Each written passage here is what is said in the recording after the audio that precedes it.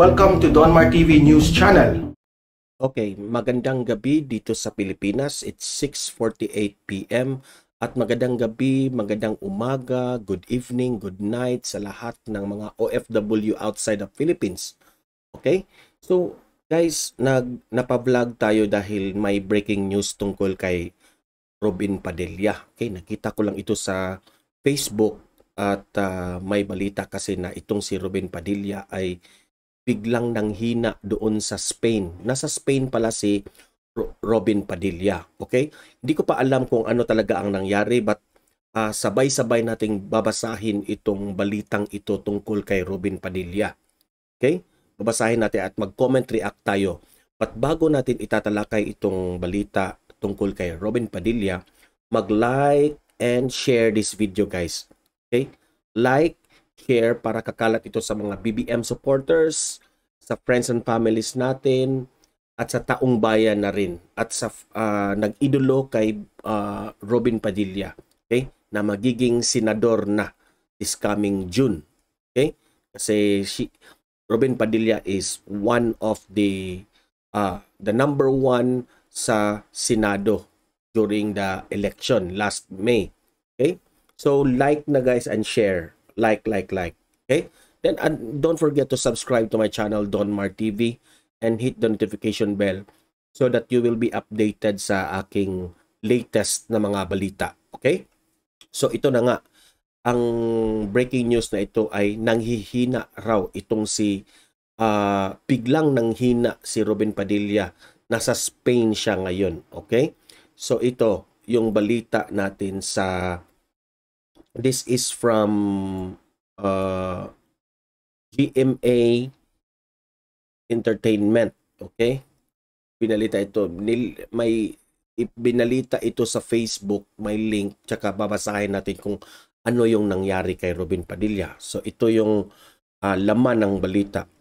Senator-elect Robin Padilla dinala sa hospital sa Spain dahil sa labis na panghihina. So ano kaya ang nangyari? Bakit nanghina itong si Robin Padilla? Okay, quote unquote, Robin Padilla wala naman raw sakit. Wala naman raw sakit si Senator Robin Padilla, kung kaya't ganun na lamang ang kanyang pagtataka kung bakit siya bigla ang nanghina. Alamin ang buong detalye dito. Okay. Dinala sa ospital si Senator-elect Robin Padilla matapos makaramdam ng labis na panghihina habang mamamasyal sa isang parke sa Spain kasama ang kanyang pamilya. Namasyal pala ito si Robin Padilla. Baka ang init sa Spain. Sa isang Facebook post, idinitalye ng incoming senator ang pangyayari kung saan unti-unti siyang nanghina at bumagsak. Grabe, bumagsak pala sa kahinaan. Anya, napakahirap intindihin ng nangyari sa akin. Wala akong kahit anong sakit pero bigla na lang akong nawala ng lakas sa tuhod ko habang naglalakad sa parke. Dahilan para kaya't ako umupo sa ilalim ng puno. Nang dilim ang paningin ko at bumagsak ako sa puno sa likod ko. Grabe. Ilan na kaya ang age ni Robin Padilla, no? So, I think nasa 40 plus or 50 na si Robin. Isang banyaga ang tumulong kay Robin at inalalayan siya sa palabas ng parke dahil kasalukuyang nasa isang rides ang asawa niyang si Mariel Rodriguez Padilla at anak nilang si Isabela. So hindi ito isang ordinaryo na parke lamang. Parang may mga rides doon, okay? May siguro may para ba yung mga yung carnival. So pumasyal pala sila doon. So, I think Robin Padilla is siguro medyo may edad na at saka stress din ito during the campaign no? So hindi natin masasabi kung ano talaga yung nararamdaman niya sa kanyang paghihina sa katawan. Humingi rin siya ng tulong sa kanyang kababata at sa ambasador ng Pilipinas sa Espanya na si Felipe Jones Lulier upang dalhin siya sa ospital. So at least may contact talaga ito. May contact ito sa sa embahada ng Pilipinas doon, no? So nang makakita ng clinic, agad daw na pumasok dito si Robin at sinalubong naman siya ng nurse na naroon.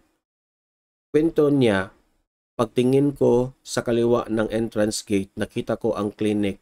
Pinuntahan ko kaagad ito, pumasok at sinalubong ako ng nurse na marunong mag-Ingles.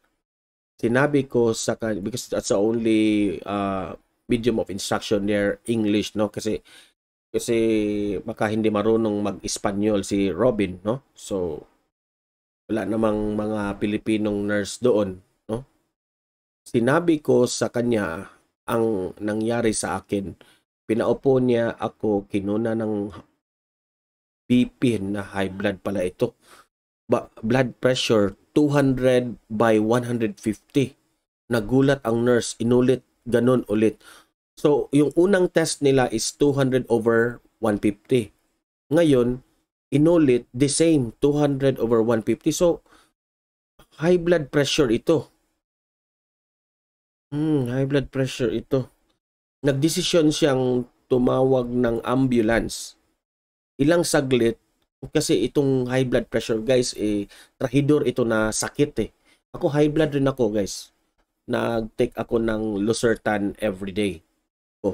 Akin lang yan, ha. Hindi ko sinabi na yan ang gamot, no. Sa akin, yan ang prescribe ng doktor ko. So, si Robin, no, nag-high blood siya. I don't think if this is the first time. Nanghina lang siya, no. Pero at least, hindi siya inatake, no. Nagdesisyon siyang tumawag ng ambulance. Ilang saglit, dumating na si Mariel at si Isabela. Nagkaroon ako ng ngiti at nakabawas ng pagkagulo ng isip. Grabe pala ang kanyang experience doon. Siguro nagbabakasyon ito sa sa Spain kasi malapit na yung trabaho nila sa June na yung sa Senado.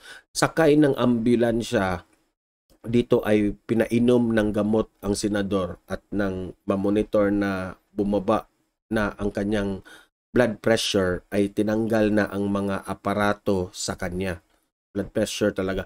Personal din na nagtungo si Ambassador Lulier sa kinaroonan nila at nagdesisyon itong dalhin na rin sa ospital si Robin upang mas masiguro ang kanyang lagay. Okay, mas mabuting sure talaga na sa ospital. Kasi yung nanay ko rin bumaba yung sugar last week, no?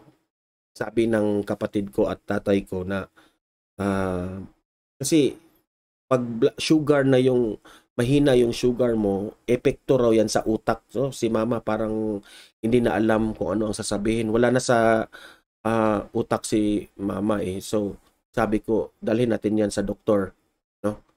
Kasi hindi tayo maghintay ko pag meron ng malaking mangyari. So kagaya rin dito kay Robin Padilla, no?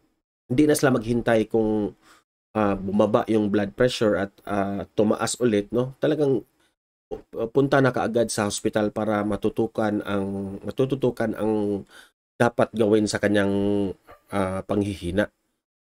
Dumating si Sir Ambassador, nagdesisyon siya na dalhin ako sa hospital para mas ma-examine. Nagpunta kami ni Mariel kasama ang embahada sa private hospital. Parang Pilipinas din, kailangan ang deposito. Ganun, siguro ganun na talaga ang mga hospital ngayon. Mag-deposit ka muna ng